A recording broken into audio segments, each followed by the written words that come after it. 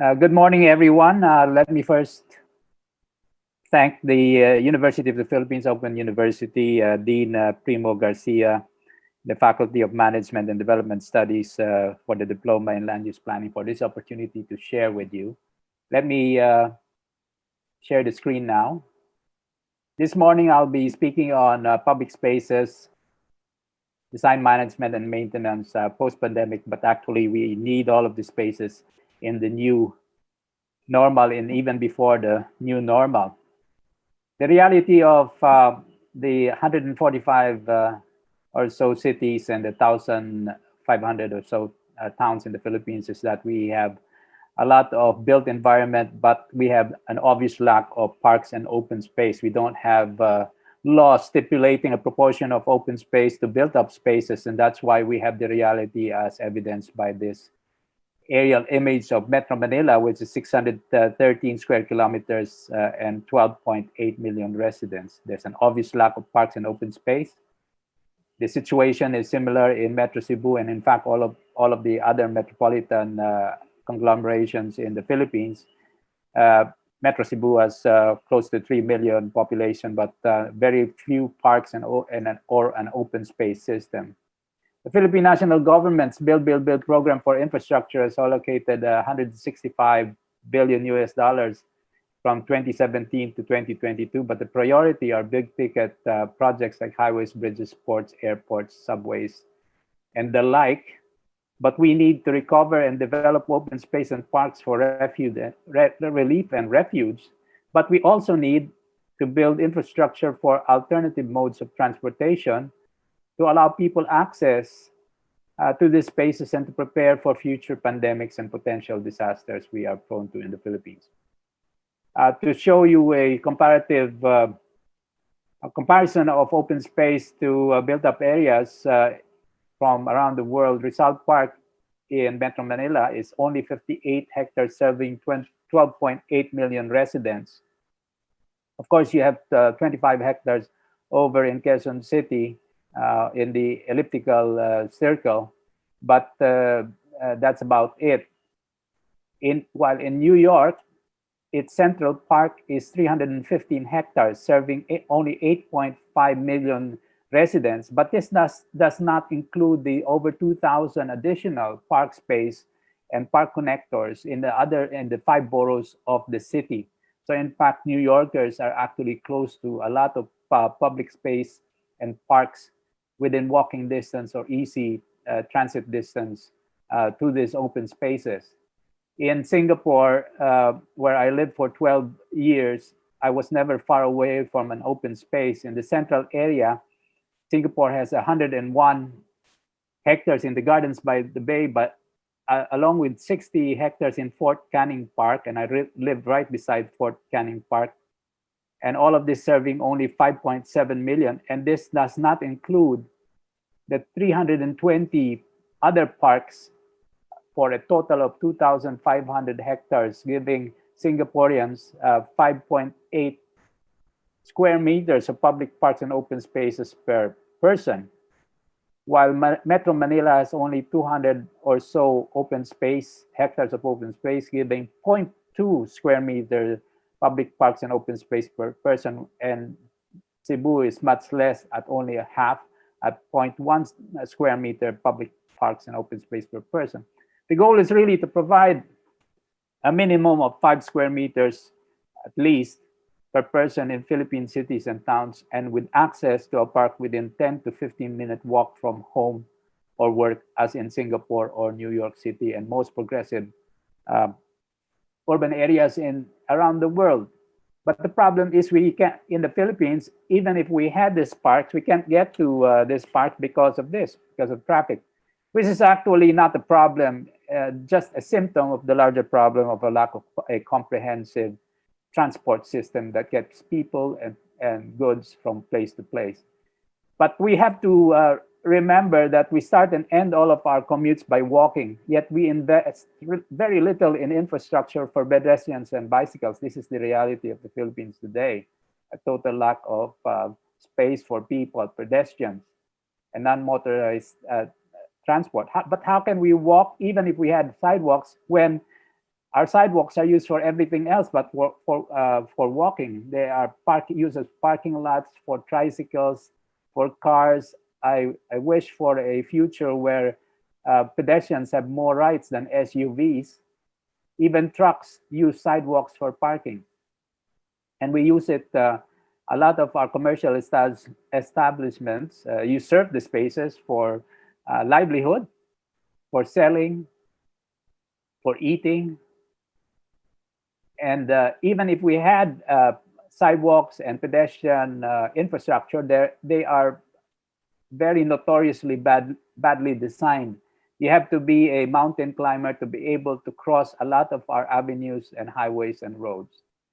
And poor seniors like myself have to navigate this very badly designed public infrastructure. We bend over backwards to give cars and vehicles infra, but not so for pedestrians. And I call our sidewalks Poland because they're full of poles, full of poles. You barely have room to pass through.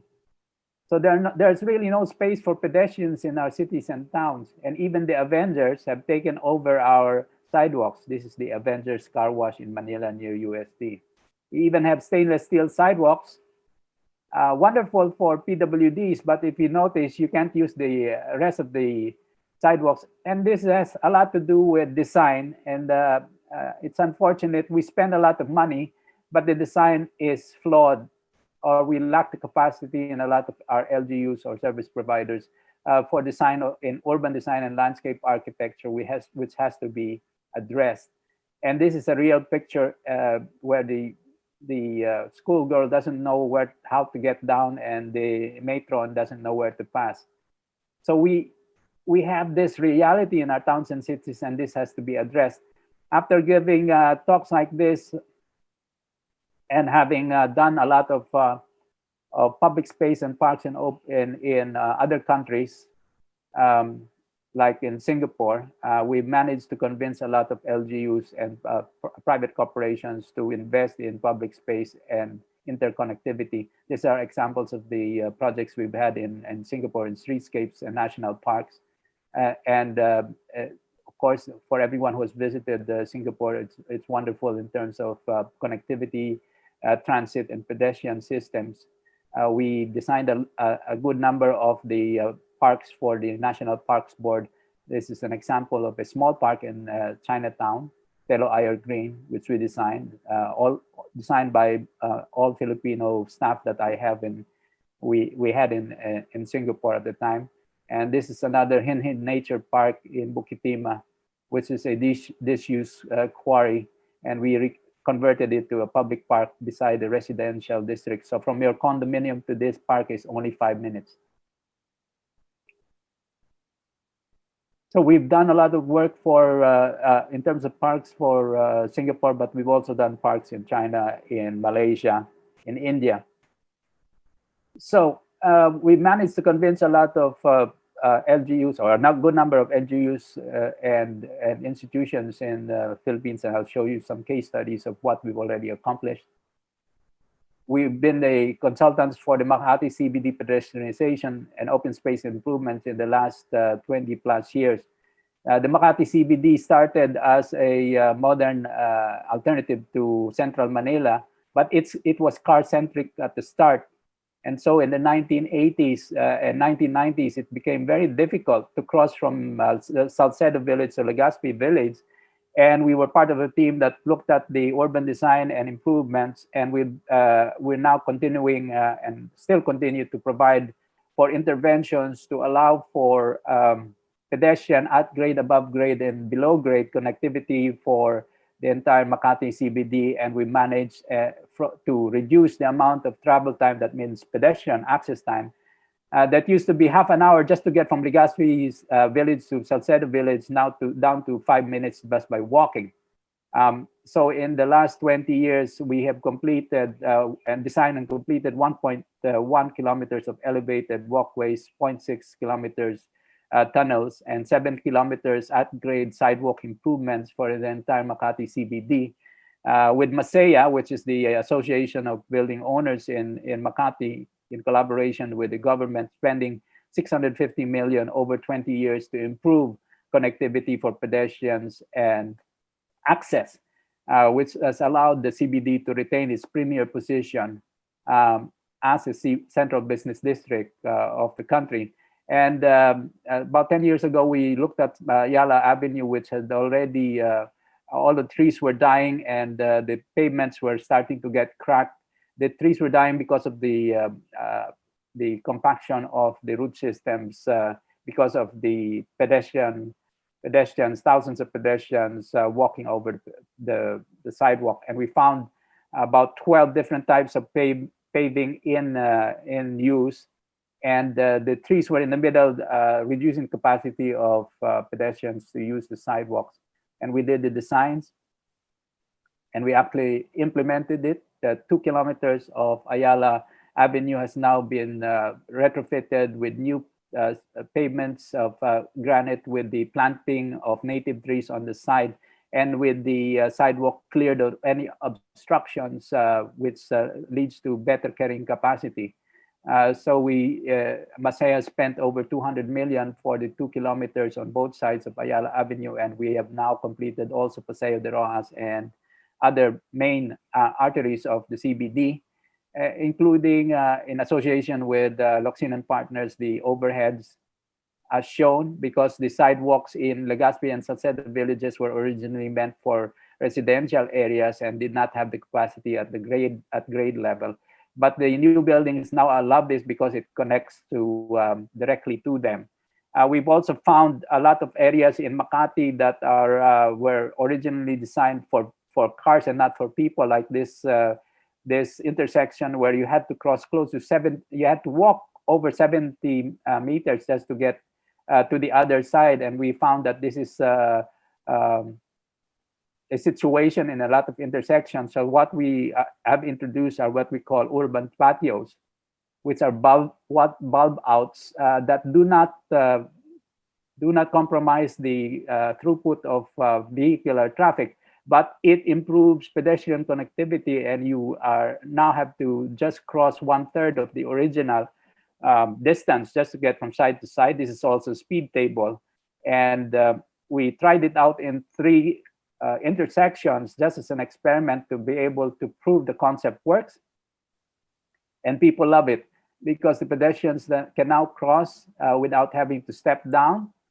This is a speed table, and the intervention has also allowed for more landscape and shade trees and seating areas.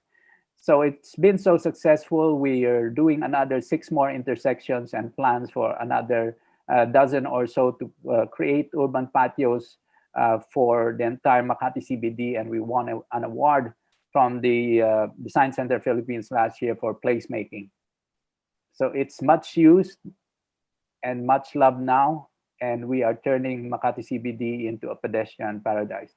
We have also designed a lot of the parks and open space. This is in Makati, which is Jaime Velasquez Park, and a number of other pocket parks. You don't need to have a Central Park size park for people to benefit from this open space, but you can have pocket parks like this in the range of 1 to several hectares is our recommendation.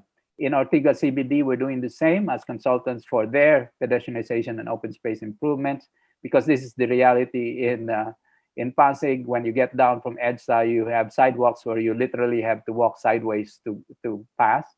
And so we have worked with the ADB and DOTR for the initial greenway connection from EDSA, which is this alignment. We had a study originally, you took up to 40 minutes to get to your office, but with this intervention of at grade, above grade, and parks, you can get to your offices between 5 and 10 minutes. So underneath the first ramp, we have also included a bicycle hub.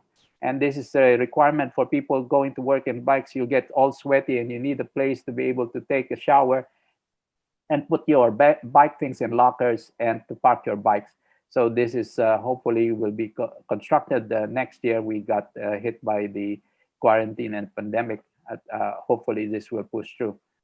And we have also designed, being landscape architects in our firm also, aside from urban designers and environmental planners, A lot of the spaces like this in Ortigas, this is the Ortigas Park. And we have designed also the elevateds for connectivity, again, because of the lack of capacity at grade. And everybody uses these systems now. We've also found that there's no open space in Ortigas, so we recommended to the city of Pasig, to their mayor, to create one by building over the intersection. This is our design, over Julio Vargas and Emerald, and we actually built it. So this is an elevated plaza. The fountain you see here in the middle is actually an oculus that provides natural space, natural light for the intersection below, and everyone loves this.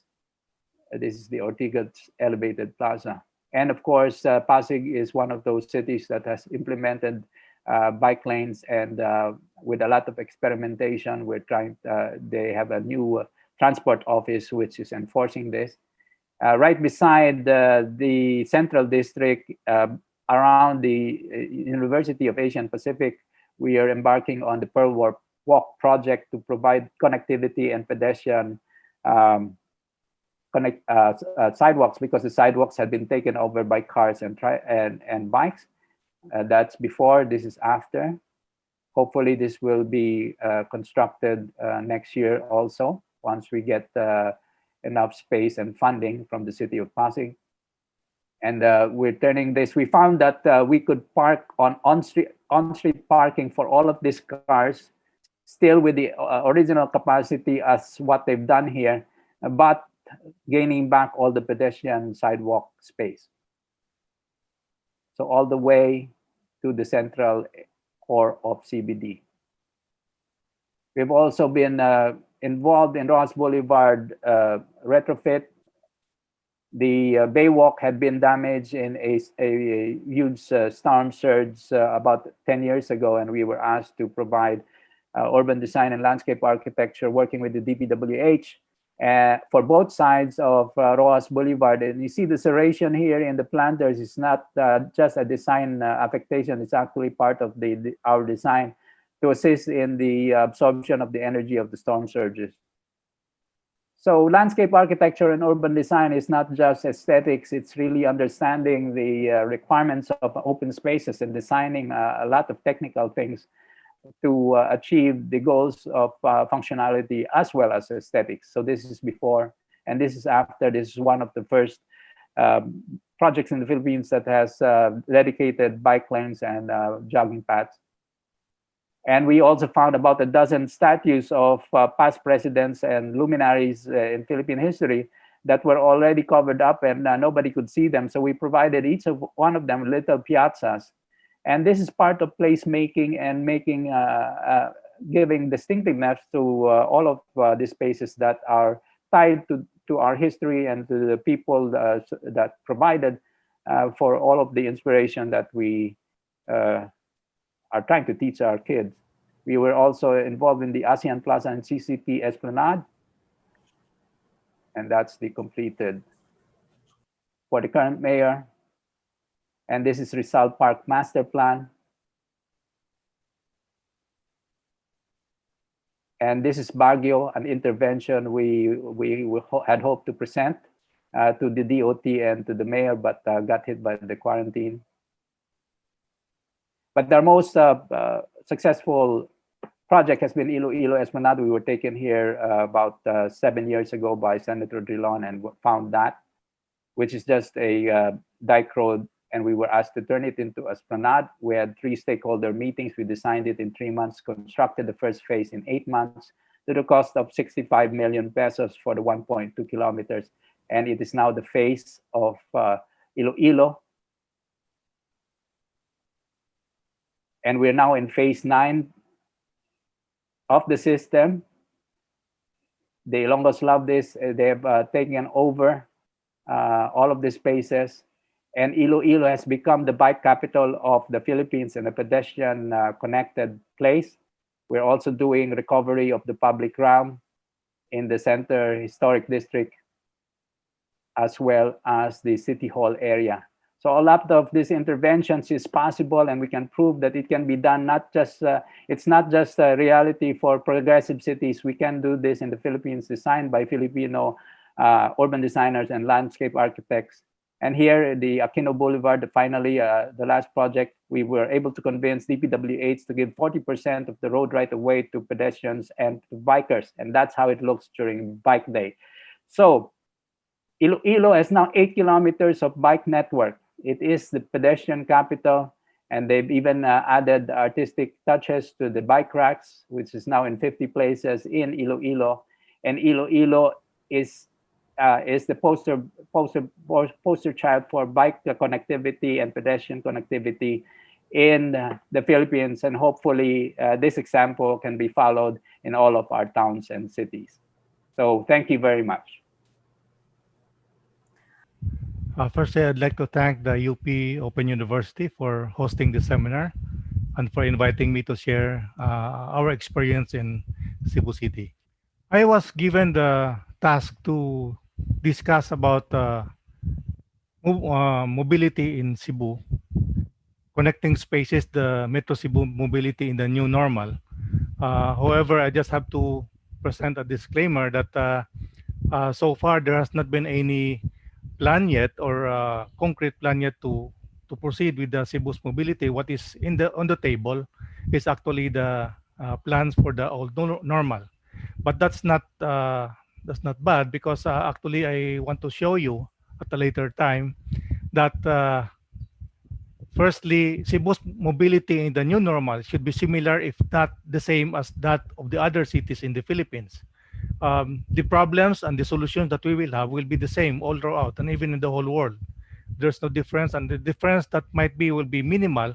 That will be due to local situations. Secondly, the mobility in the new normal should have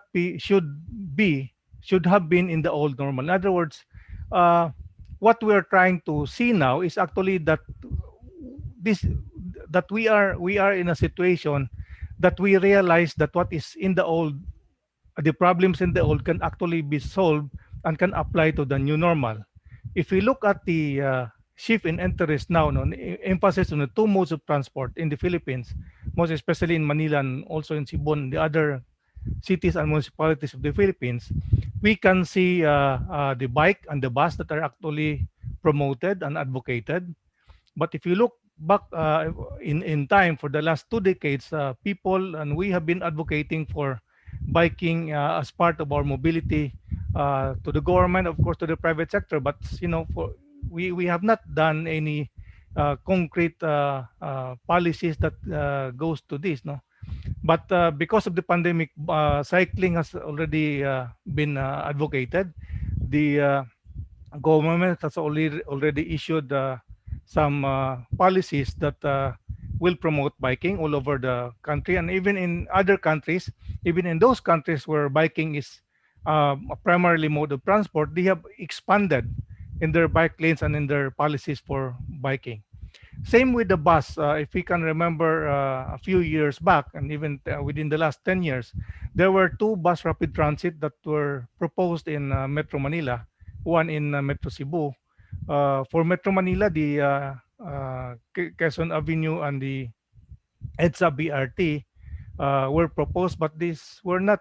This met a lot of objections in the government, and until just last year, the approval process has not been thoroughly completed.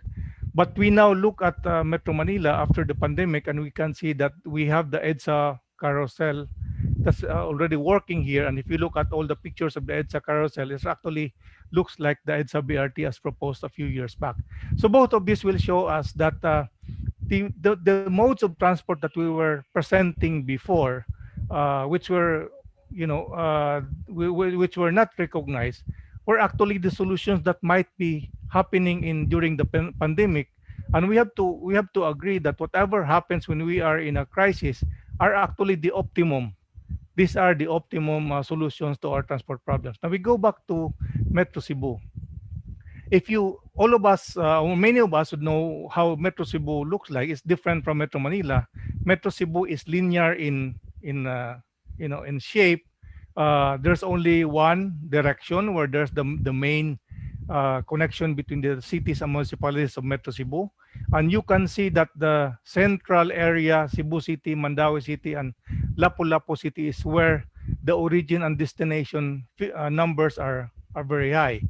And in the origin destination estimates for 2050, you can see that this has expanded further for the three cities and the municipalities around it. So we can already know that uh, the traffic will be terrible a few years, a few decades from now. If you look at the existing configuration of public utility vehicle routes, it is still linear in nature. It connects all the cities and municipalities. And if you look at the PUV routes with the highest load factors, we can see that it's within this linear configuration and of course going to Mactan where the airport is. However, if we look at the traffic volume by road link, Metro Cebu is actually very congested already. There's a lot of links that have a vehicle capacity ratio of more than 1.5 already.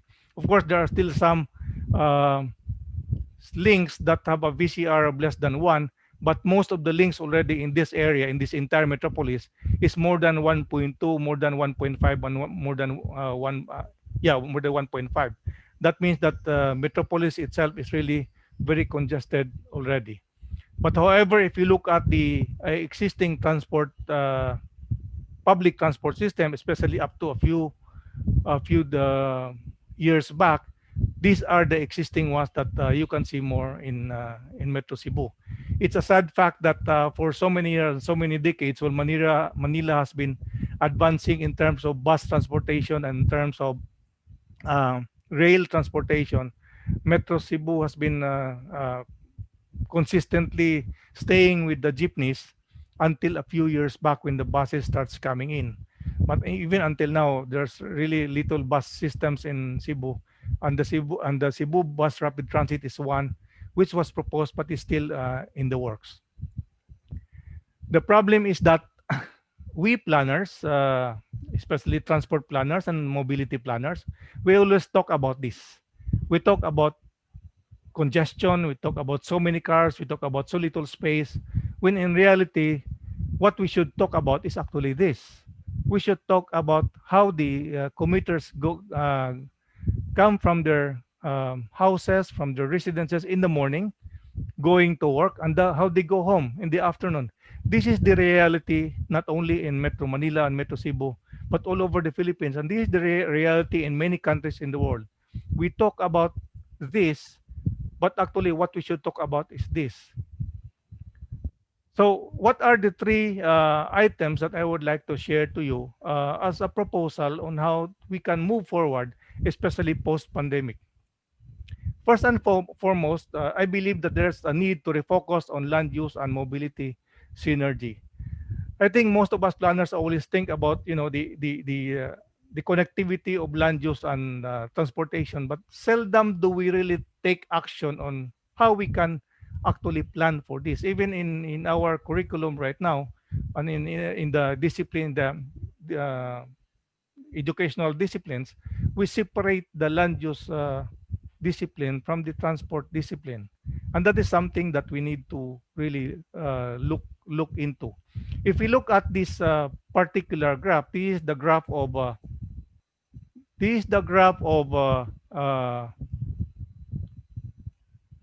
energy consumption, transport-related energy consumption with respect to urban density. And you can see that one of the best example of a very optimum land use and transport is Hong Kong.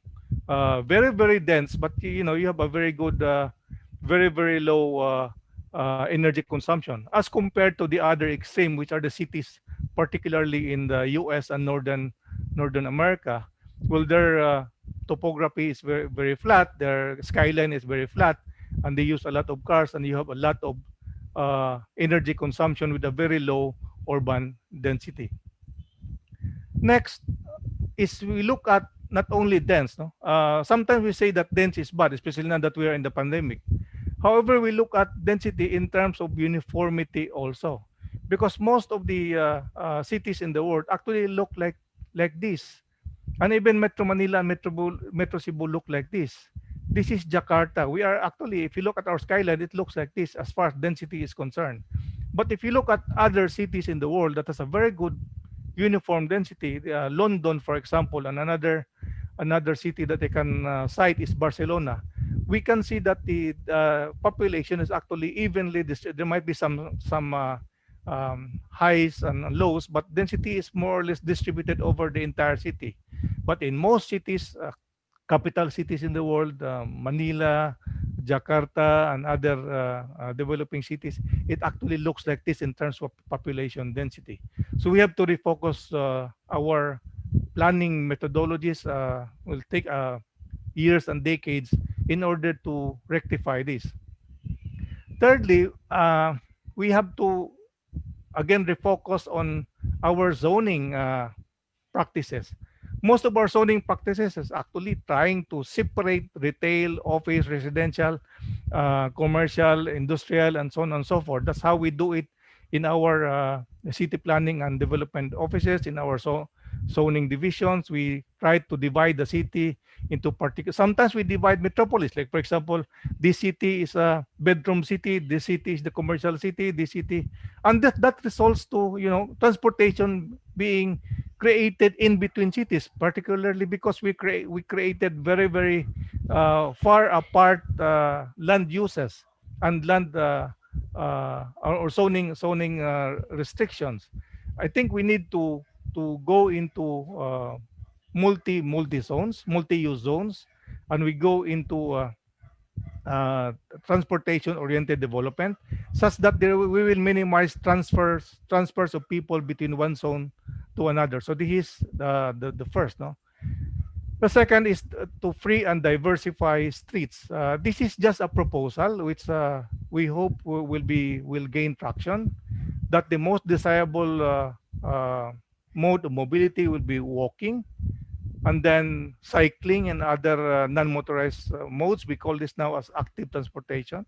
Before we go to public transport, which will be higher than motorized private vehicles, cars, and so on and so forth.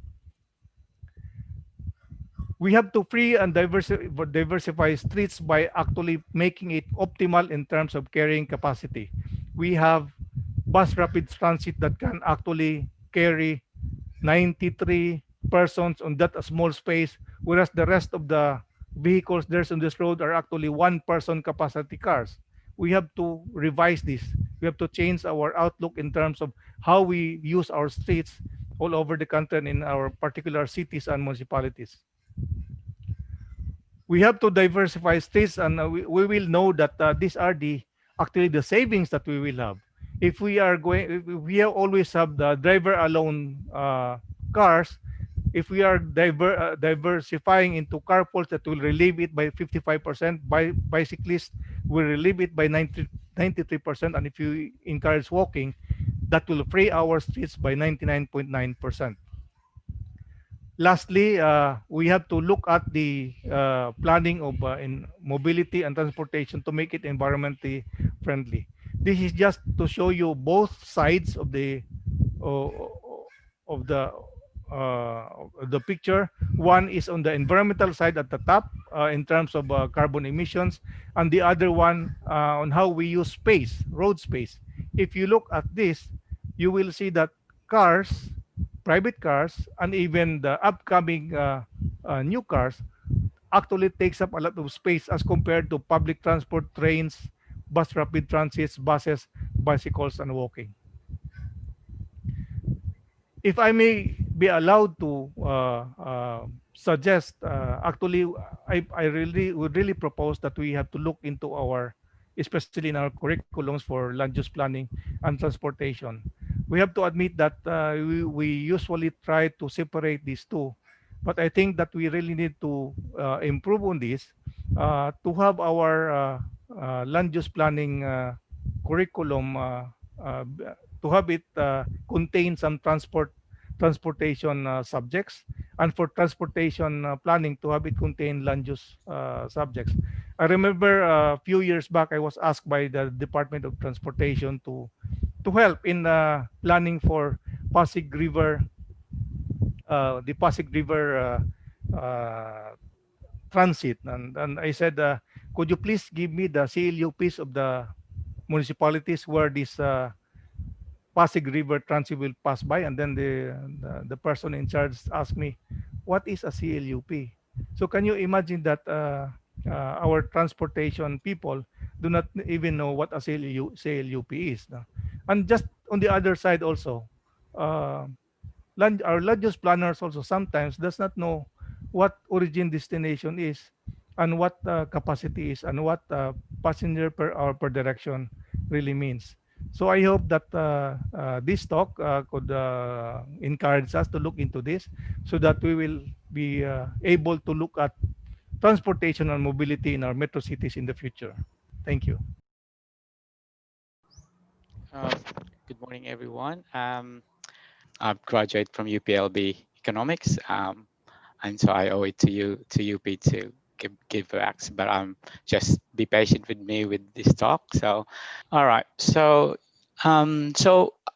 I've been asked to talk about transit planning in Melbourne, but I can't avoid not talking about urban planning or city planning. So I've added urban and transport planning in my talk. Um, just the outline here, I would like to talk to you about some just kind of the overall transport planning process in Australia in general. And then I'll go through some applications to Melbourne, specifically in both areas of urban planning and transport planning.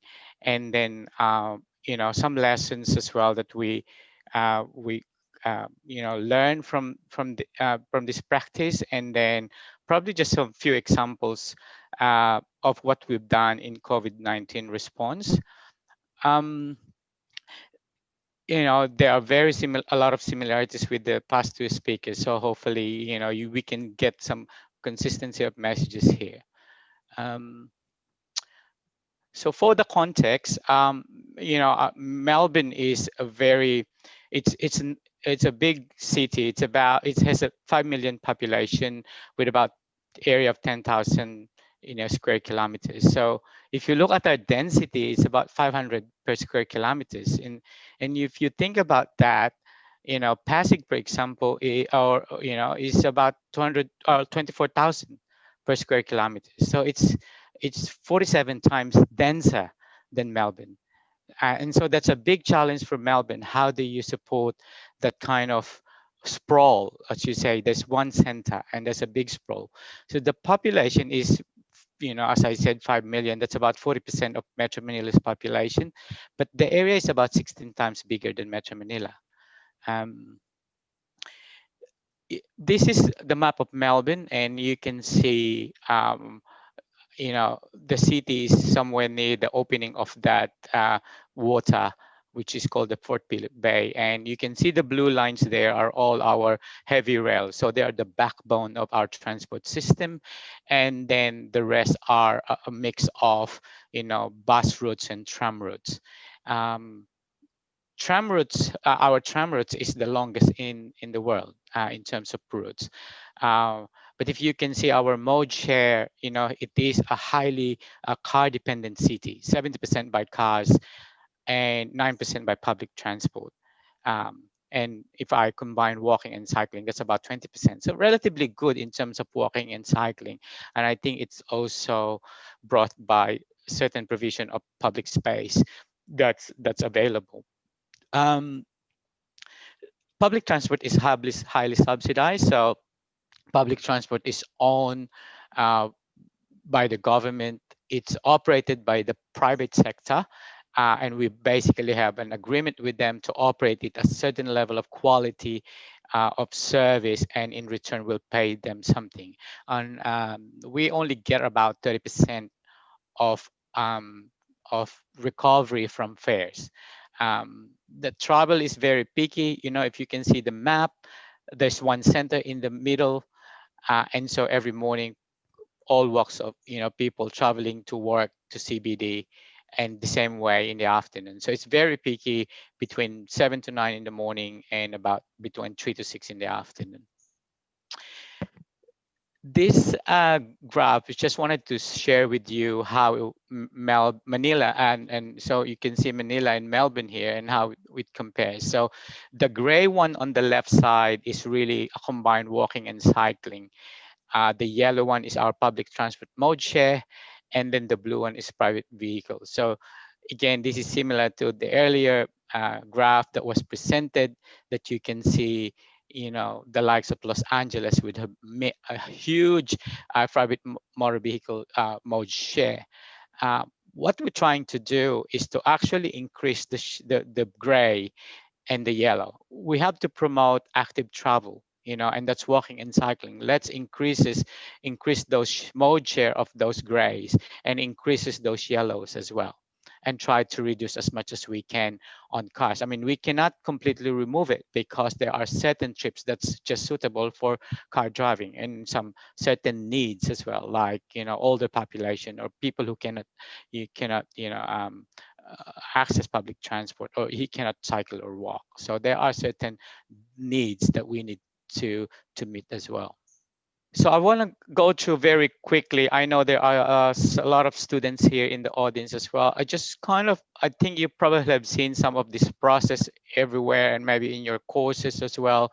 But really, transport planning, if you looked at this, you look at the step 1A. This is really where we combine city planning and transport planning, because what you need to start with is really understanding the goals. What do you want your city, or what do you want your town to be, and you set those goals at that higher level. And then from that, you then translate that with your transport objectives, because then if you're talking about saying that you wanted a city that is sustainable, then how does the transport contributes to that sustainability objective? So again, you can see the role of active transport and public transport. So, and then from there, having a clear goals and clear objectives, then you go through this kind of process, which is probably you guys are familiar with, understand the problem. We have a lot of example previously, problem identification. What are the options? The here where you kind of, okay, you should be looking at, it shouldn't be we should be mode agnostic at that level with the problem and option generation. That the solution is not always be roads, of course, and there's a mix of different solution, but depending on the location and the need, there's a role for different modes.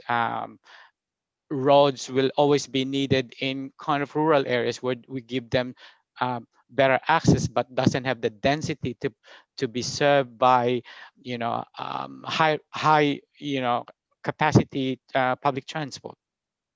And then you develop priorities based on the needs, and in the prioritization here and the business case, you demonstrate the value of investment. So you're not just throwing away money on any other investment that they can think of. They are rigor to get through that process. So business case development is where I'm sitting in a lot of my role in Department of Transport here, because this is where we do demand forecasting, we do transport economic appraisal, and understand, is this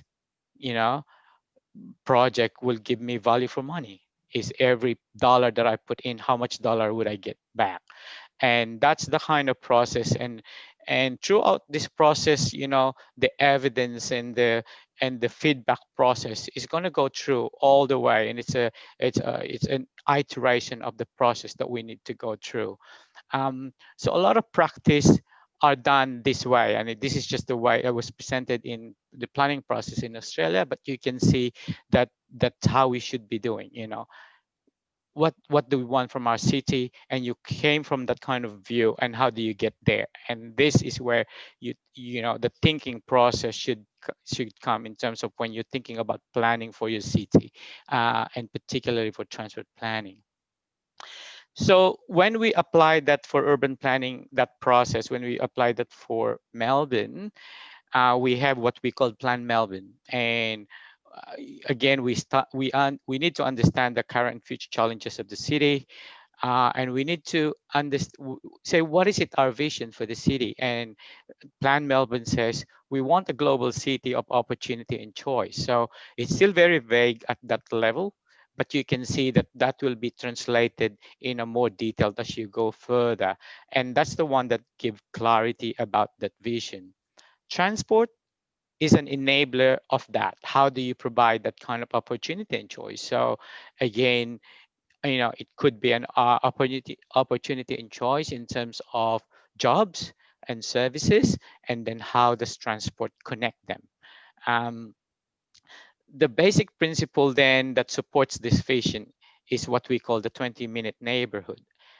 And now we started to get more clarity about what we want, because we say we need to have the ability to meet the everyday non-work needs locally, primarily within a 20-minute walk or cycle, and even public transport. But if you and so this is differentiating the purpose of your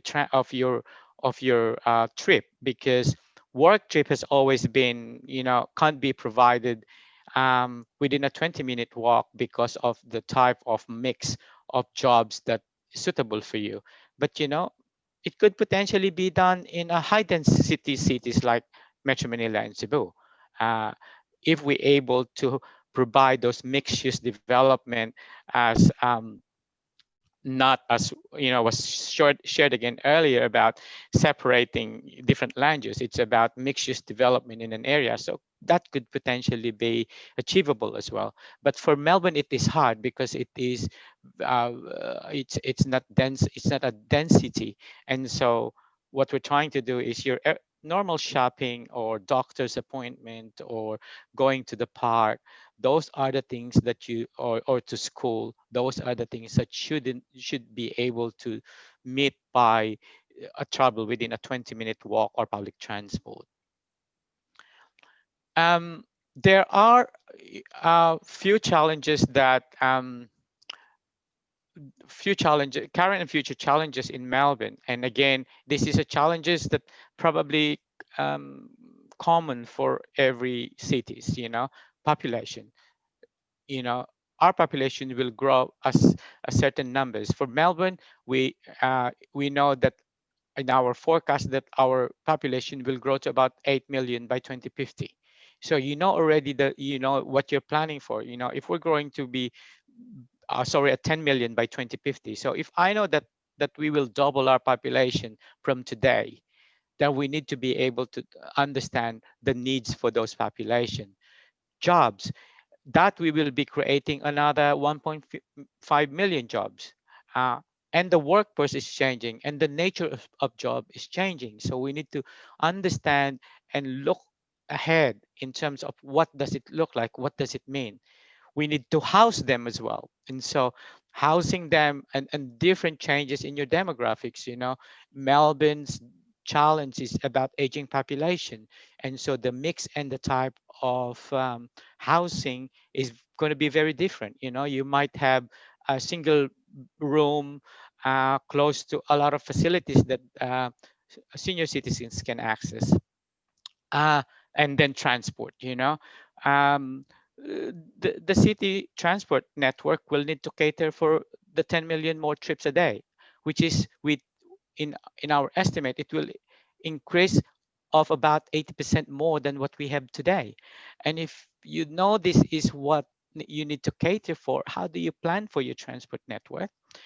um, Environment is a common theme across the world about how do we, you know, how the city will have to cope with the extreme heat and longer droughts, as well as increased risk of extreme, flooding and storms. And so the planning of the transport should align with those kind of challenges as well. And we wanted to maintain the community and the livability. And transport has a role to play. We always link livability and community, where you provide a space and a place for people to hang around, to communicate, to talk, to just sit around. um, and Walking and cycling are actually is a good way to calm the city, to provide that kind of space.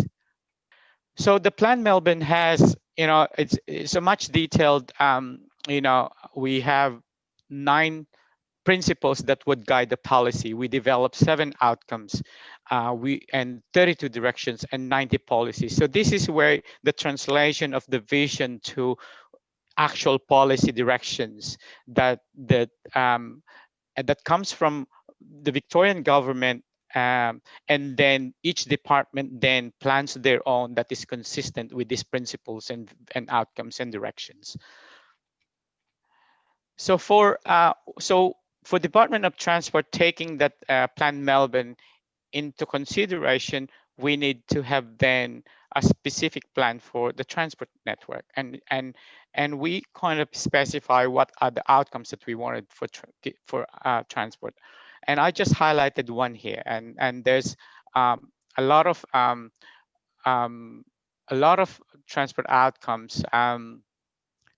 But I just highlight this one, which is Melbourne has an integrated transport system that connects people to jobs and services and goods to market. So, and we can measure those outcomes because you have data and statistics that you'd be able to monitor how different parts of Melbourne are performing.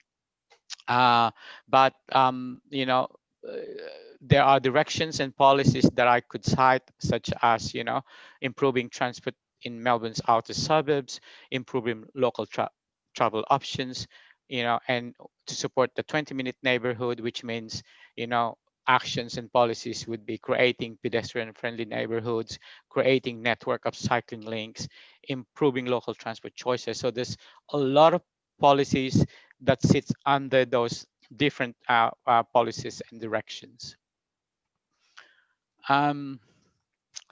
So similar to the Plan Melbourne, the transport plan convert some of the transport challenges, which is very specific to the transport sector. Again, how do we serve our population?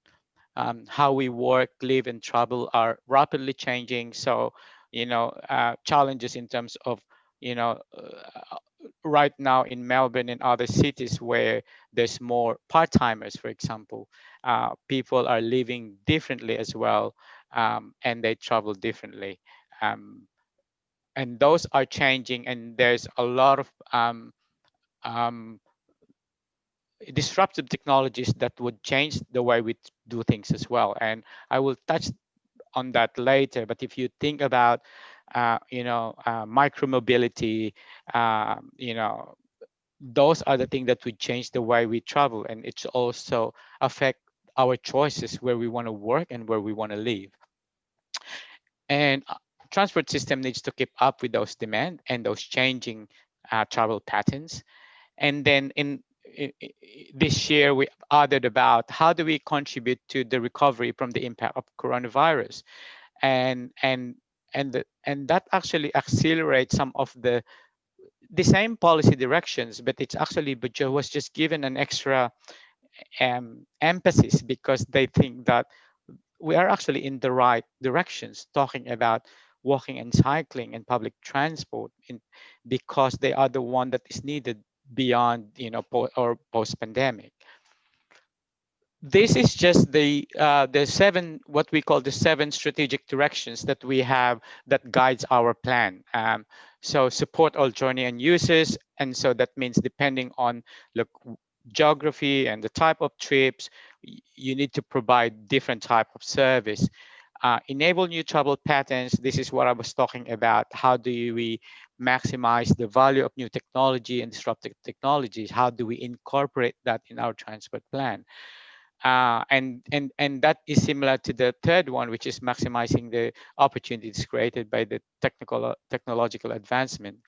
And then, we promote the transition to environmentally sustainable transport network. Most of the world has a pledge for a net zero emission by 2050. And I think the transition to electric vehicles, for example, is one that kind of being looked at. But beyond that is, again, an active transport has a key role to play. This is just to show you the current rail network in Melbourne as we plan for this. So that's a rail network, and then we have our huge Melbourne tram network, and then and the bicycle network. So it's an extensive network that we have. Lessons, I put just 3. Land use planning have a much bigger impact than any investment in transport. If we plan properly, it has the biggest impact, but it has a long-term impact. Active transport has a bigger role to play, and so we need to focus our attention on active transport. Building more roads is not a solution to any cities. I'm just really just going to show you a few examples of the best practice that we've done.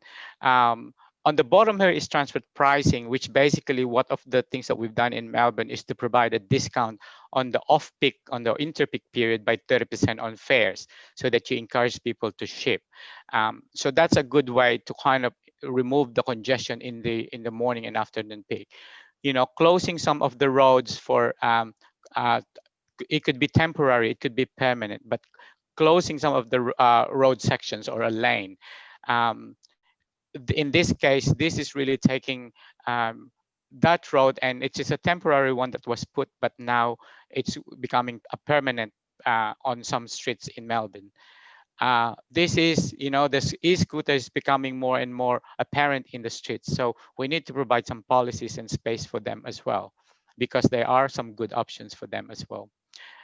Encourage buildings, owners of the building to provide end of trip facilities. And so, you know, shower places and bike racks and all those things.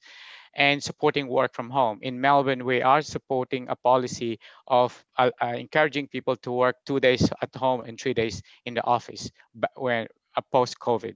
And so there's a big reduction in our trips and congestion and crowd in public transport. And the last one here is about putting trees and providing space for people. This is Singapore again case, which is really a good example of, you know, we were talking about a tropical city. No, we don't walk, but if we plan properly, people walk. And that's the lesson I've learned from Singapore as well. I just leave you with two of the planners that I love, you know, looking at their books and reading. John Gell is one. He said first life, so then spaces, then buildings, you know. So we plan for people, then spaces, and then building is the last one. And Jane Jacobs, which is a sociologist, I think, but, you know, he said the point of cities is multiplicity of choice. So, you know, if you go to a city that has only one thing that you can see, you get bored and you leave. You know, you need to find a lot of this in a place where there's a lot of alternatives and a lot of choice to make at different times of day. So that's for me. It is a pleasure to be addressing this audience with the topic on governance spaces, LU-based digitalization as part of the new normal. We will be sharing our experiences, learnings, and the way forward for Baguio City, especially on our digitalization efforts in order to deliver the necessary government efficiency and services to the people of the city. This pandemic has imposed on us numerous challenges, and our initiatives evolve to address them and at the same time prepare ourselves to future health emergencies. At the onset of the COVID-19 pandemic in January of this year, the Johns Hopkins Coronavirus Resource Center has shared to the world their interactive data in motion dashboard, which Time Magazine has just recently named as one of the top inventions of 2020.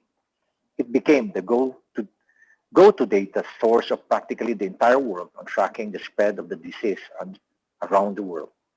Most international and local cable news outlets refer to this dashboard in their daily reporting as it quickly became the leading source of centralized and aggregated data on pandemic. The dashboard was described by the magazine as a groundbreaking invention that is geared towards making the world better and smarter.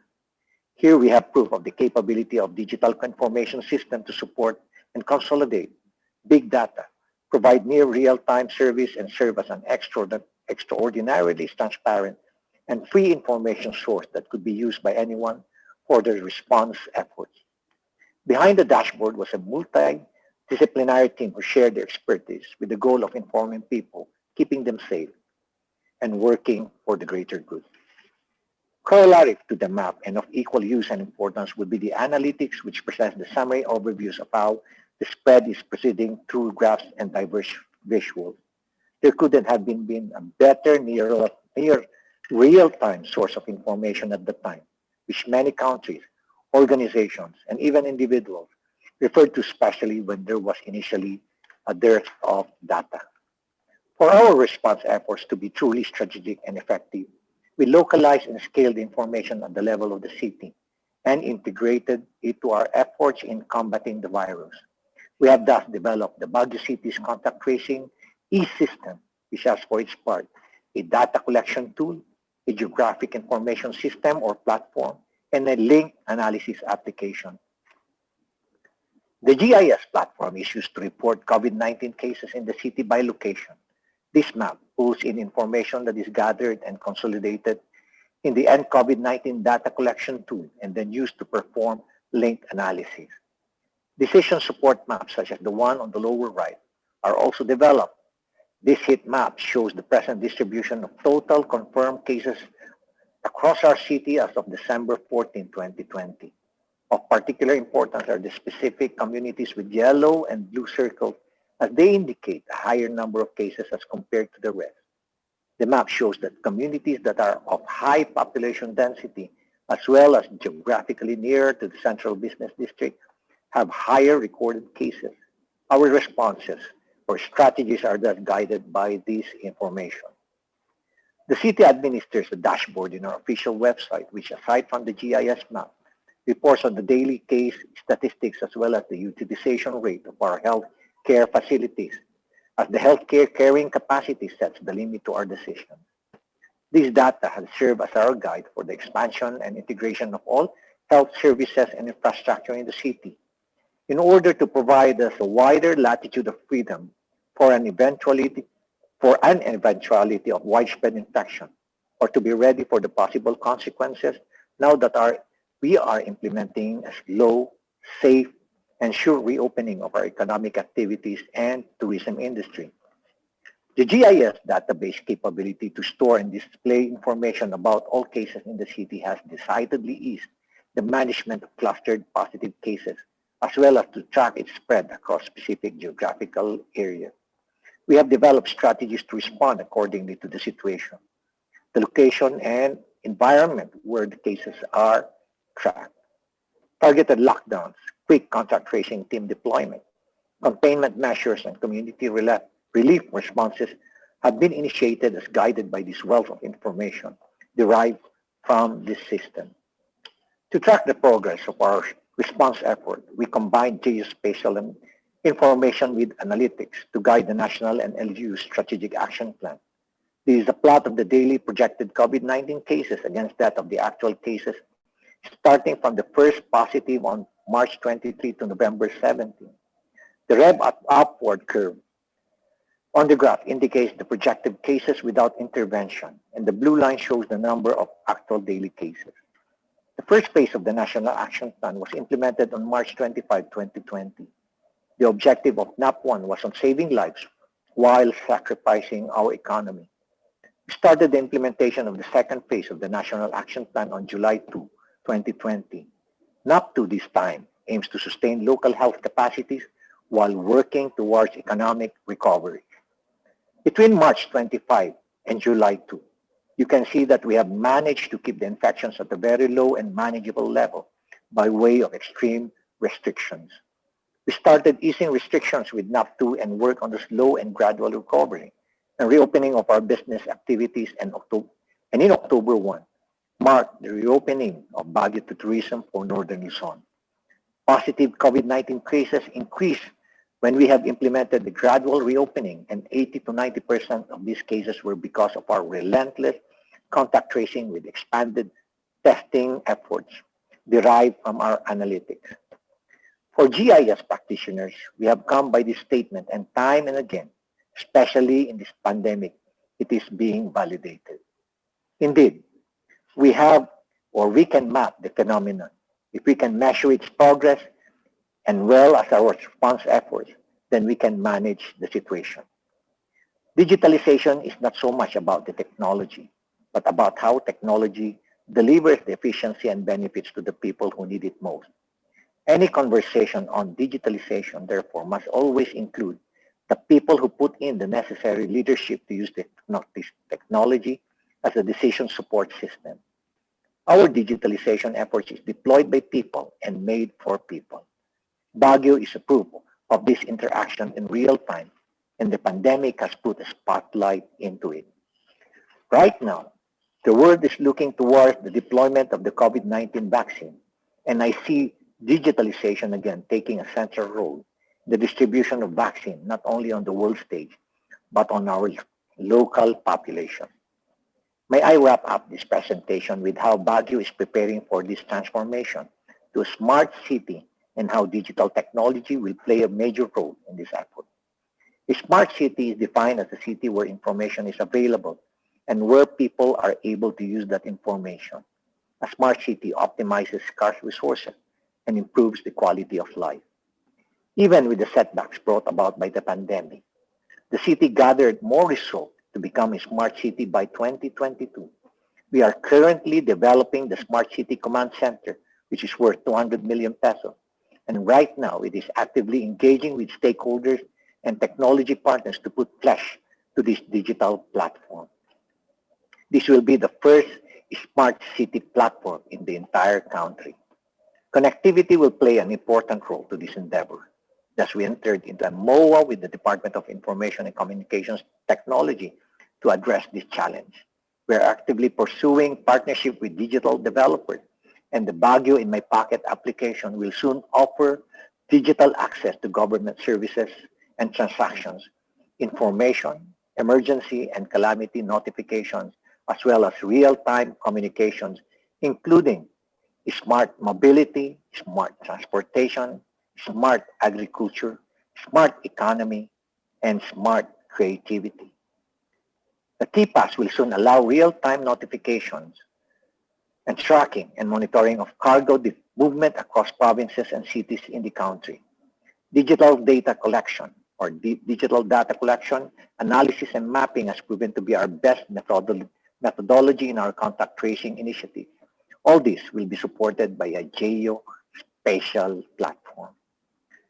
Technology will provide the solutions to overcome the problems brought about by the pandemic, and we hope that this presentation had been able to put across this fact.